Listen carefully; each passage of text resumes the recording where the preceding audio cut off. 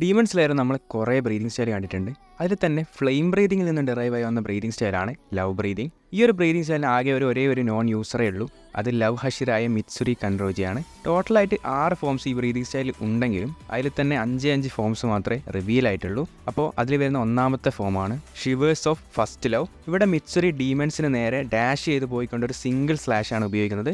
ഈ ഒരു സിംഗിൾ സ്ലാഷിൽ തന്നെ ഡീമൺസിന് മൾട്ടിപ്പിൾ ഹിറ്റ് കൊടുക്കുന്ന രീതിയിലാണ് ഈ ഒരു ഫോമിനെ കാണിച്ചിരിക്കുന്നത്. അതിന് കാരണം അവളുടെ യുണീക്ക് ആയിട്ടുള്ള സ്വോർഡാണ്. മറ്റുള്ള സ്വോർഡിനെ വെച്ച് കമ്പയർ ചെയ്യുമ്പോൾ മിത്സുരി ഉപയോഗിക്കുന്നത് ലോങ്ങും ഫ്ലെക്സിബിളും ആയിട്ടുള്ള ഒരു സ്വോർഡാണ്. അത് അവളുടെ അറ്റാക്കിനെ കംപ്ലീറ്റ്ലി അൺപ്രഡിക്റ്റബിൾ ആക്കുന്നു. അതുകൊണ്ട് തന്നെ ഡീമൺസിനെ ഫൈറ്റ് ചെയ്യാൻ അത് നല്ലൊരു ചോയ്സ്. ഇനി വരുന്ന രണ്ടാമത്തെ ഫോമാണ് ലവ് പാങ്സ്. ഇവിടെയും ഒരു സിംഗിൾ സ്ലാഷ് തന്നെയാണ് ഉപയോഗിക്കുന്നത്. പക്ഷേ ടാർഗറ്റിനെ മൾട്ടിപ്പിൾ പീസായിട്ട് കട്ട് ചെയ്യുന്ന പോലെയാണ് ഈ ഒരു ഫോമിനെ കാണിച്ചിരിക്കുന്നത്. ഇനി വരുന്ന മൂന്നാമത്തെ ഫോമാണ് കാറ്റ് ലവ് ഷവർ. ഇവിടെ മിത്സുരി മുകളിൽ നിന്നും താഴേക്ക് വരുന്ന രീതിയിൽ മൾട്ടിപ്പിൾ ആയിട്ടുള്ള ആർച്ചഡ് സ്ലാഷസ് ആണ് ഉപയോഗിക്കുന്നത്. ഇനി വരുന്ന അഞ്ചാമത്തെ ഫോമാണ് സ്വേയിങ് ലവ് വൈൽഡ് ക്ലോ.